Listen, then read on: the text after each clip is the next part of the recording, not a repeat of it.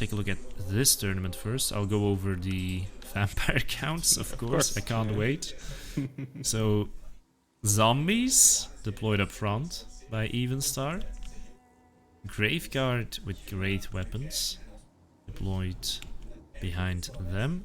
2 Cairn Raids will of course do less damage with their magical attacks, but there usually also isn't too much magic damage to oppose them, so it's a bit of a double-edged sword. We have a Blood Dragon Vampire Lord, not surprised there. The Helm of Discord, of course, really good. Raise Dead, Invocation of Nehek, he has the Breath attack, Honor or Death, Curse of Undeath, and of course this guy comes with Frenzy and the Swarm of Flies as well on a Zombie Dragon. There are 2 Black Coaches, that's awesome. Also magic damage. 1 Fellbat, actually 2 Fellbats, that's the correct amount in my opinion. There are no Gyrocopters though, and there's the 1 unit of Crypt Horrors, which is of course excellent against Dwarves. Now the Dwarves, you've been known to play them, Prince, so give it a go. Alright, so for the Dwarves, we have Miners with Blasting Charges, just 1 of those up front. And looks like the rest of them are super elite Dwarves, that is. So I see a bunch of Hammers, so that's 4 Hammers. And one of them is the ROR Peak Gate Guard. Behind those we have a unit of Iron Drakes with Trollhammer Torpedoes. Back we have Dragonback Slayers and Giant Slayers on the right as well. And I think we just have, is it 2 Longbeards? Yeah, 2 Longbeards and 2 Dwarf Warriors, I believe. So yeah, mostly elite contingent here from Soarve. And also his lord is Grombindel the White Dwarf with of course the nice little flash bomb, so it's gonna be hard for something to get away from him at some point when he engages it, but we'll see. So right now I kind of like the dwarf build as well, you know, that's gonna be quite hard to deal with those hammers, I think, and the slayers and the Iron Drakes with Trollhammer Torpedoes. I think I like this for the dwarf build. It definitely looks like a pretty competitive build, quite close to what I have been seeing as well, except this build usually deploys in a box with more Trollhammer Torpedoes, but Soarve, owned to his style, and of course, you know, respecting the attacking rule, is moving forward, and this Blood Dragon Vampire Lord is going for blood, also moving up his Black Coaches. Gonna go for some early damage. Oh. Nice charge here on the Dwarf Warriors. Slayers are nearby though, and he's fighting in a forest, so he has to be careful. So the Black Coaches keep moving up, and the summon. Very well timed there. Just gets mulched, but if all it does is drain stamina, then it's already done quite a good job. But it's holding this unit still. Oh, that's pretty good. The tree blocks a little bit of the damage, but still, that was a lot of damage from the Dwarf Warriors and the Slayers. Very nice play by Evenstar. Yeah, so far, you got a nice little advantage at the start. Only trade was a zombie summon for it, and like a breath, I guess, but it's totally worth it. Yeah, and maybe Soarve should make his formation a little bit more compact, so he can punish that Blood Dragon Lord, or at least threaten him with the Trollhammer Torpedoes when he tries something like that again. Yeah, just box with a rush by box, and then form into a box after a rush. Could be something. Advanced tactics. So it looks like he just wants that frontline engagement though, and I do understand it because the vampire counts are kind of vulnerable. They're spread out with not a lot of support units behind them, and that makes it difficult to heal up expensive units like these Graveguard, which are going to lose combat as well as the hammers, and lose pretty quickly and pretty decisively. But another Breath is trying to do something about that. Oh, pretty decent damage. Not too much, but it's alright. Yeah, but this unit is so expensive to Blood Dragon. Yeah, he's just slowly floating down as he's affected by the smoke bomb. It actually slows you mid-animation as well. So that always looks pretty funny. Crypt Horse took a beating, but are now being healed and running away. And yeah, it looks like the dwarves are pulling ahead here, just through the virtue of having stronger melee units. I don't know. I still feel like they should have, been more compact. Cause look, now the iron drakes are a little bit exposed, but there should be hammers coming in to relieve them of the fellbat issue. So Yep. yeah. Yeah, with 2 Fellbats diving down on them, they might actually die, but it's still going to take a while with that 125 armor. And all in all, decent melee defense. A big blob fight here. Blood Dragon, Cycle Charging. Ganraid's currently able to just stay in combat. Really what Soarve needs is for his peak gate guard. And Grombrindle to start chopping away, but Grombrindle instead is chopping away at the Blood Dragon Lord, and look at the damage. Yeah, it's pretty good for him actually because Blood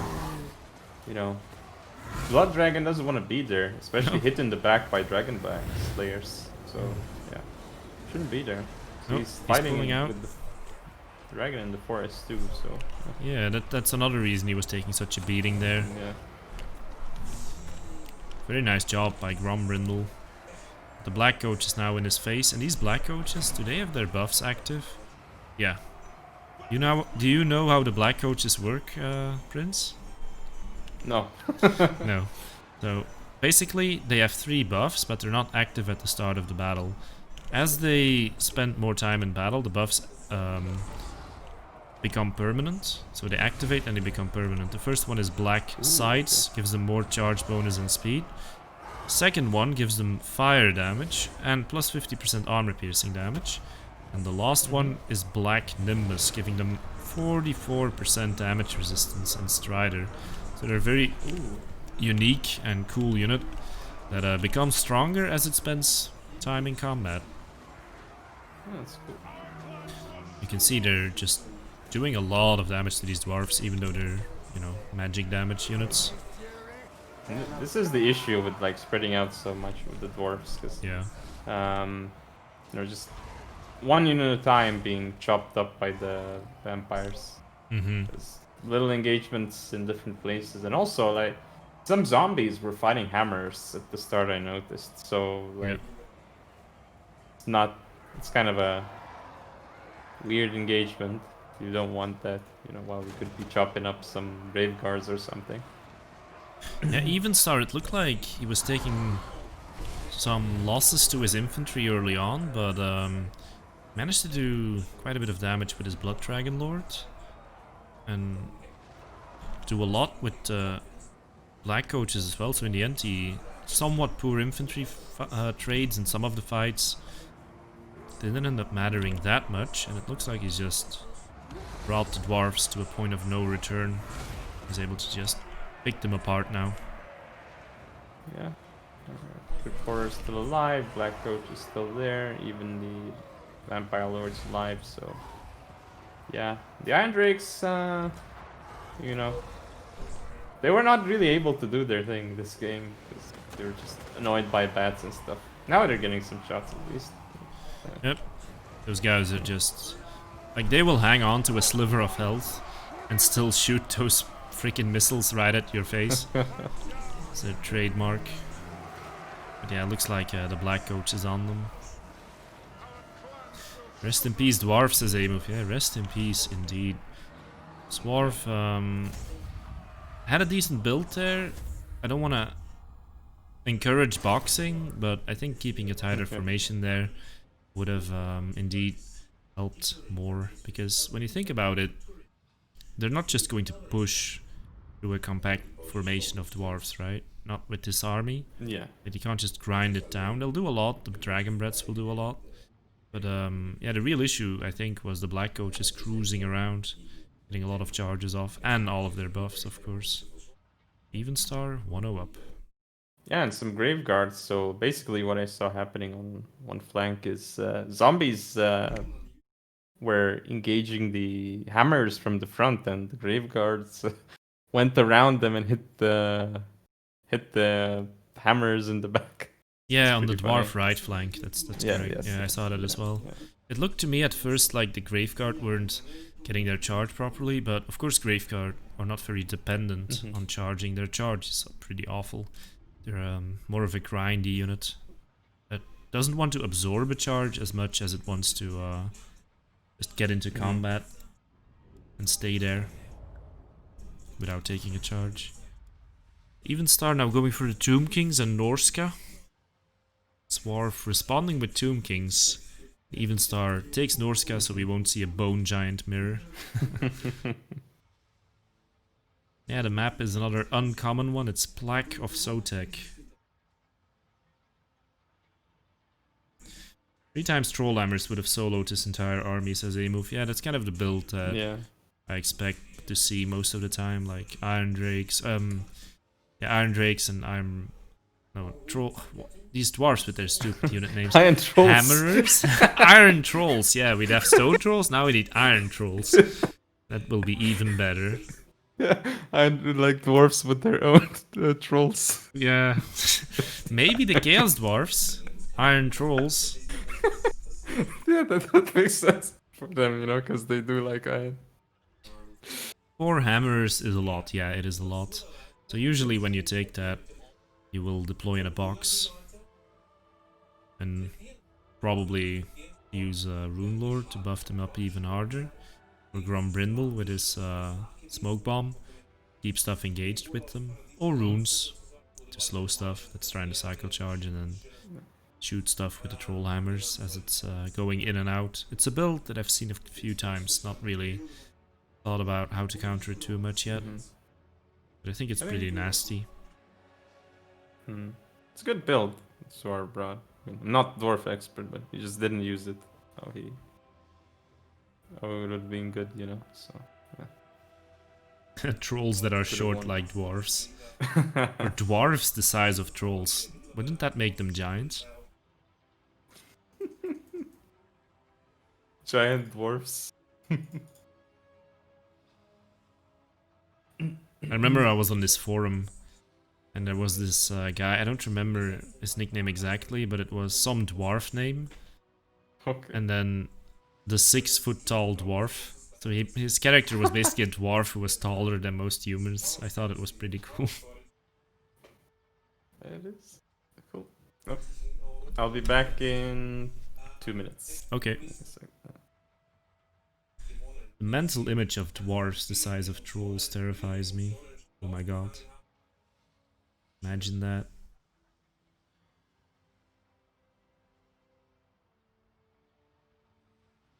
Guys, remind us, this is the second to last series. When the series is done, I mean when the group is done, Prince and I, if Prince still has time, are going to run a little test. We want to see how strong the Bretonnian hero blob is exactly, and actually measure it. And we're going to measure it in Bestigor corpses.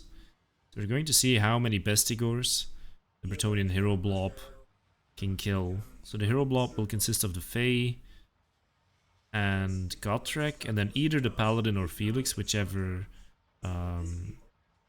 Prince thinks is stronger. And I think he thinks the Paladin is stronger, and I think in that matchup he's correct. They'll all be on foot and have, you know, all the bells and whistles, so all the abilities that you would want in that hero blob, like that you would take in a regular army, in a regular battle. I'm going to send Bestigors at them one by one. And you guys can bet in the chat how many Bestigors the Bretonnian blob will kill. Prince has already placed his bet. I've played my bet. My guess, I guess, because we're not really betting money or anything. That would be a bit silly. Yeah, you guys can try to put your guesses in the chat and we'll see who wins. Would you rather fight one dwarf the size of a troll? Or 10 trolls the size of a dwarf? I think in both cases you're pretty dead.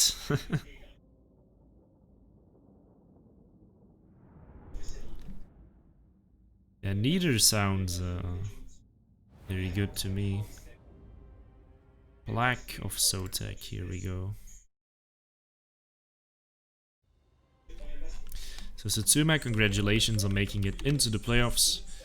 Be seeing you in 2 weeks again.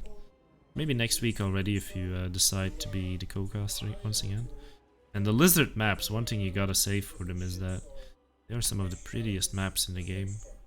There's also a Battle of Itza, which is a very nice map, but unfortunately it has some obnoxious terrain. Well, potentially obnoxious terrain, which made me stop using it. Alright. So, the Tomb Kings of Soarve. They have brought 4 skeleton spearmen. One of them the Scorpion Legion, which of course has a poison. There's how many skeleton warriors? I believe there's 2 skeleton warriors. Yep. 1 tomb guard with halberds. I believe there's 1 regular tomb guard as well. Yeah, here we have him. So a nice mix of infantry from the Tomb Kings. Don't they just look awesome? This tomb guard with you know, these awesome shields, like gold rimmed or bronze rimmed shields. Really like it. And there's a unit of Ushabti behind them, so a very varied army here once again from Soarve. The Grand Hierophant himself is here with the Sandstorm, Arcane Conduit, Incantation of Desiccation, Incantation of Vengeance, My Will Be Done, Restless Dead, and the Curse. There's a unit of Necropolis Knights with halberds behind him, so yeah, once again a very wide infantry line with some support units, actually 2 Ushabti. Just going straight forward into the Norscan army, which is also deployed very wide, with the Norscan Warhounds, 1 on each flank. Front line of Marauders, 5 of them. Okay.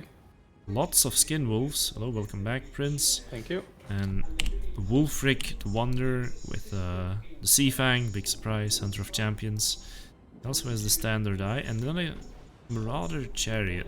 Probably the least common piece of this army is the Skin Wolf Werkin, who is currently hiding. And this Fimir Balefiend shot an Overcast Fireball at Katep and actually managed to hit him quite hard. Took some Overcast damage in return though. It's a pretty good hit. You know, like... Look at the Marauder Chariot. Felt like I didn't... The Chariot being hit by the Incantation of Desiccation, but... No, I felt like I didn't take that long, but they're already... Yeah, players, fired up to, players, yeah. I think they all have dates that they need to get to or something today because they're rushing through it. Oh, Warhound's coming in onto the Ushabti here, and it's pretty strange what's going on there, because that Ushabti and Skeleton Spearman looks like Evenstar's going for those units there. Yep, he's pulling back with his main line. Once again takes Overcast damage on the Fimir, that's kind of unfortunate. And the Fimir is doing that thing where, you know, it takes him a while to shoot the fireball, and now he didn't fire it at all. Did you see that? He took the Overcast damage, but didn't actually fire. That's painful. But yeah, I'm looking at the tactical play from Evenstar. So Evenstar is he's no longer doing it, but he pulled back his main line to buy some time to isolate that right flank, which is now crushing with all of his units, and it's kind of what he did in the last game as well, just in a different fashion.